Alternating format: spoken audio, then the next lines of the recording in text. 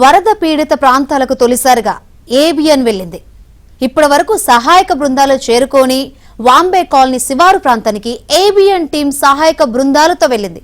ఆ ప్రాంతంలో సహాయక చర్యలను ఎలా చేస్తున్నారో ప్రజలకు కళ్లకు కట్టినట్లు చూపించింది. అంతేకాదు హెలికాప్టర్ ద్వారా జార విడుస్తున్న ఆహార ప్యాకెట్లను తీసుకునేందుకు కింద ఎలా పోటీ పడుతున్నారు, ప్యాకెట్లు ఎక్కడ జార విడుస్తున్నారో కూడా ప్రత్యక్షంగా చూపించింది.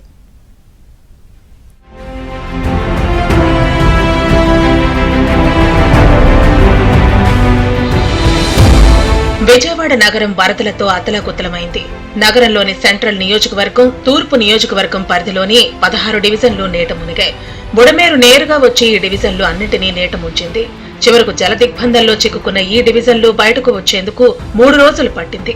భవనాల్లో కూడా మొదటి అంతస్తుకు నీరు చేరటంతో అందరూ 2-3 అంతస్తుల్లో తలదాచుకున్నారు. 3 రోజుల పాటు నీరు, పాలు, నిత్యావసరాలు, విద్యుత్ సరఫరా లేక పిల్లలు, వృద్ధులు కూడా నరకయాతన అనుభవించారు. సహాయక బృందాలు ఆ ప్రాంతాలకు వెళ్లాలని భావించినప్పటికీ వరద ఉధృతి కారణంగా అక్కడకు చేరుకోలేకపోయాయి. దీంతో అందరూ తీవ్ర ఆగ్రహం, ఆందోళనకు గురయ్యారు.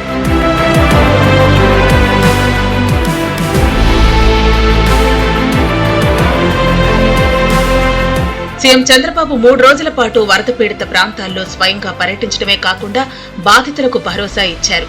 అయితే అధికార యంత్రాంగంలో సమన్వయ లోపం, ఆ ప్రాంతాల్లో సరైన సహాయం అందలేదు. ముఖ్యంగా వాంబే కాలనీ, జక్కంపూడి కాలనీ, వైఎస్ఆర్ కాలనీలకు సహాయక బృందాలు వెళ్లలేకపోయాయి. చివరకు బుధవారం వరద నీటి మట్టం తగ్గడంతో తొలుత ఏబిఎన్ ఆంధ్రజ్యోతి అక్కడకు చేరుకుంది. అక్కడి పరిస్థితులను ఏబిఎన్ కళ్లకు కట్టినట్లు చూపించింది. సహాయం కోసం హెలికాప్టర్లు జారవిడుస్తున్న పొట్లాలను తీసుకునేందుకు పోటీ పడ్డారు.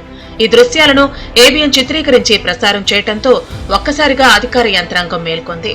కోనసీమ జిల్లా ముమ్మిడివరం ఎమ్మెల్యే దాట్ల సుబ్బరాజు, రాజానగరం టీడీపీ నేత బొడ్డు వెంకటరమణ చౌదరి ఆధ్వర్యంలో వరద బాధితులకు పంపించిన ఆహారాన్ని పంపిణీ చేశారు. ఈ సహాయాన్ని అందుకునేందుకు జనం పరుగులు తీయటం కనిపించింది.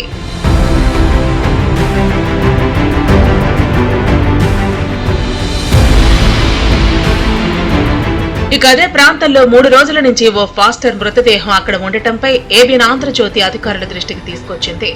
4 రోజుల నుంచి అధికారులను సంప్రదించినప్పటికీ ఎవరూ తమను పట్టించుకోలేదని పాస్టర్ బంధువులు ఆరోపించారు. చనిపోయిన తర్వాత అధికారులు స్పందించలేదని, వైద్య సాయం సరైన సమయంలో అందక మరణించారని బంధువులు వాపోయారు.